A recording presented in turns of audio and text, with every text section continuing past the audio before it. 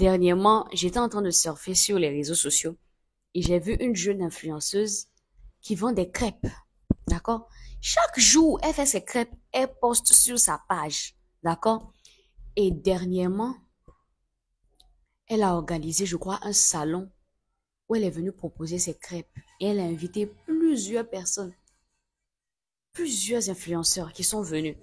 Je me suis dit, waouh, même avec les crêpes, elle gagne l'argent. Parfois, je sors dans les rues, je vois des jeunes qui font des petits beignets, qui gagnent de l'argent avec, qui font des crêpes, qui gagnent de l'argent avec, des jeunes filles qui savent tresser, qui gagnent de l'argent avec, des jeunes demoiselles qui savent faire le ménage, qui gagnent de l'argent avec, des jeunes personnes qui savent faire la décoration, qui gagnent de l'argent avec, des personnes qui sont bien dans le droit, qui gagnent de l'argent avec. Je veux vous dire au travers de cette vidéo-là qu'il y a de l'argent dans tous les secteurs d'activité. Comme on dit en Côte d'Ivoire, il y a l'argent partout. C'est à toi maintenant de savoir aller piocher ta part dans tout cela. Je fais cette vidéo parce qu'il y a trop de personnes qui sont accrochées au concours. Trop de personnes qui sont accrochées au concours. Il y a des gens que je connais, tant qu'ils n'ont pas eu un concours, ils ne travaillent pas. Tant que le concours n'a pas marché, ils ne travaillent pas. Je suis d'accord. C'est très bien d'avoir un concours, c'est très bien. D'accord? Mais il y a combien de places à la fonction publique? Il y a combien de places pour une population de combien de personnes? Si par exemple, il y a 10 000 places, il y a 100 000 personnes qui vont postuler. Mais les 90 000 autres là, qu'est-ce que vous allez faire? Qu'est-ce que vous allez faire? Si vous passez les concours que ça ne marche pas, faites autre chose. Pourquoi on est forcément coincé sur travailler ici, travailler là? Et c'est comme ça que beaucoup sont dans la galère. C'est la vérité. Beaucoup sont dans la galère. La dernière fois, je vous ai fait une vidéo où je vous ai parlé des talents. C'est dommage. C'est dommage que quelqu'un qui ait beaucoup de talent soit dans la galère. C'est dommage que quelqu'un qui sache faire beaucoup de choses soit dans la galère. C'est dommage. Si tu suis cette vidéo, que tu sais cuisiner, ou je sais pas, tu sais faire quelque chose, tu sais faire des tresses, tu sais faire beaucoup de choses, et tu es dans la galère, il y a un souci. Parce que tous ces dons que Dieu nous a donnés, tous ces talents que Dieu nous a donnés, c'est pour qu'on puisse les utiliser pour pouvoir gagner de l'argent aussi.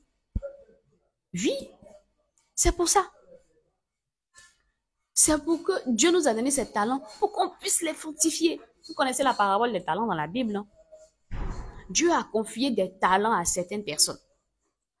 Celui qui a fructifié ces talents-là, il a eu beaucoup plus. Celui qui ne l'a pas fait, il est resté là. Le football, la musique, il y a tellement, la danse, l'art. J'étais en licence 1 de droit quand j'ai connu un jeune homme. À la fin de la session annuelle, il s'est retrouvé avec un crédit sur 60. Parce qu'en fac de droit, il fallait valider 60 crédits pour passer en licence 2. Il s'est retrouvé avec un crédit sur 60. Et je l'ai regardé. Il dessine comme un dieu. Je vous dis, il dessine comme un dieu. Je dis, mais attends. Le gars là, il dessine bien. Mais qu'est-ce qu'il fait en droit ici? Il est venu chercher quoi en droit avec son talent de dessin? Vous savez quoi? C'était ses parents qui l'avaient convaincu d'aller faire du droit. Mais la réalité est qu'il était nul en droit. Mais il avait un bon talent de dessin. Il y a des gens comme ça qui dessinent tellement bien, mais qui vont aller se fatiguer à faire des choses où ils ne sont pas à l'aise. Et ils sont étonnés d'être dans la galère. Vous savez ce que les gens gagnent avec des dessins? L'art, vous savez combien de millions les gens gagnent avec l'art? Tu sais faire quelque chose. Tu sais faire une chose dans laquelle tu te sens à l'aise et tu sais que tu es doué. Tout le monde reconnaît que tu es doué dans la chose. Tout le monde est unanime là-dessus. Tu vas te fatiguer à aller passer concours de sage-femme. Pourquoi?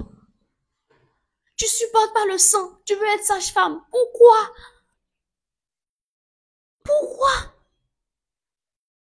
Tu supportes pas telle chose. Tu veux forcément, quand vous allez dans les hôpitaux, que vous voyez des sages-femmes qui sont méchantes. Mais elles n'aiment pas le truc. Elle a passé le concours juste à cause du salaire. Donc, elle est à l'hôpital. Bon, et j'ai rien contre les sages-femmes, mais c'est un exemple que je prends. Je vous aime, les sages-femmes. Je prends un exemple comme ça, c'est un exemple. Mais vous arrivez dans un bureau. Quand vous arrivez dans un bureau, vous voyez des gens qui sont corrompus à un niveau. Vous voyez des gens qui sont prêts à tout pour te prendre de l'argent. Il est à l'administration, il est quelque part. Il déteste son travail. Il accueille les gens mal. Il reçoit les gens mal. Vous pensez que c'est pourquoi? Il n'aime pas son travail. La chose qu'il est en train de faire, il est juste là parce que il fallait qu'il ait un salaire à la fin du mois. Donc, il a postulé, ça a marché. C'est pour ça qu'il est là. Il déteste sa chose. Il déteste ça. Mais vous allez vous rendre compte qu'il a un talent quelque part. Il a négligé. D'accord? La dernière fois, j'ai fait une interview avec Monsieur Franck Gauzet.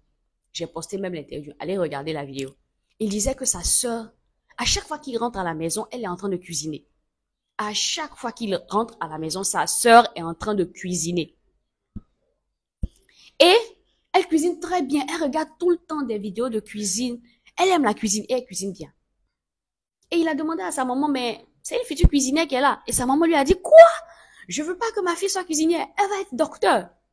Il était choqué. Il a dit, quoi? Non, non, non, non, non. Il a dit, non, maman.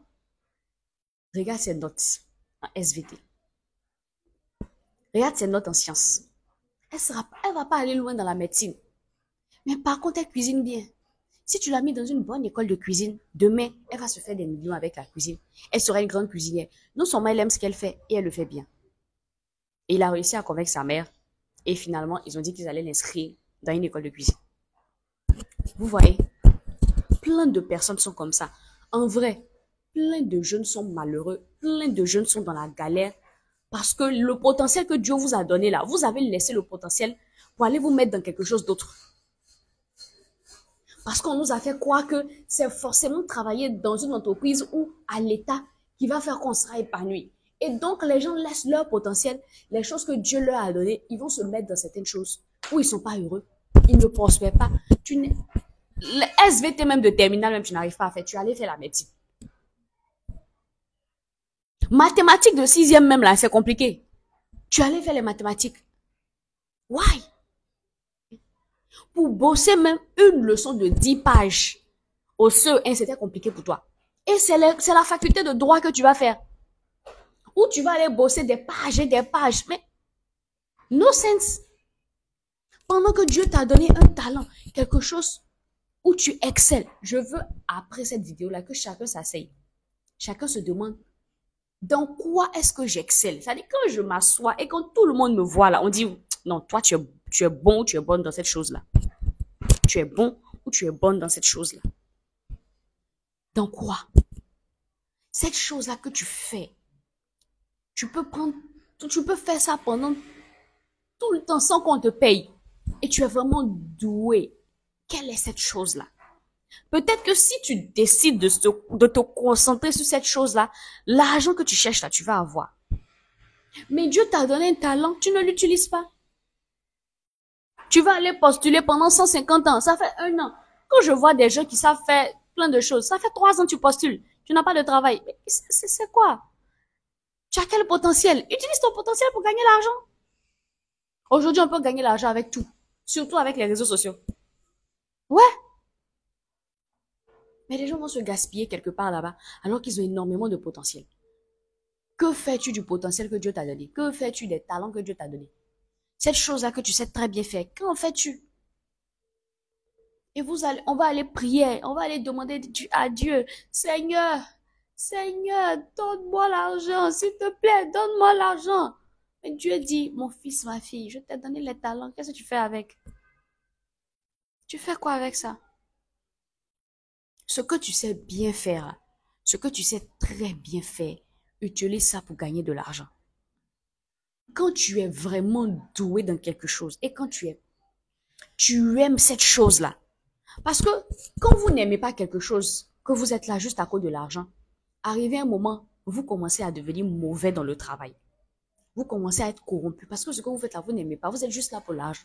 Vous ne pouvez pas évoluer dedans.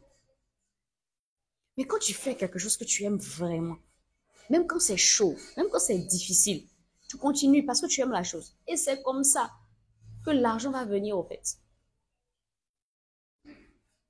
tous les dons que Dieu vous a donnés, le potentiel, les talents que Dieu vous a donnés, c'est point but, les amis. Utilisez ça. Utilisez ça. C'est votre porte de c'est notre porte de sortie de la galère. C'est les talents.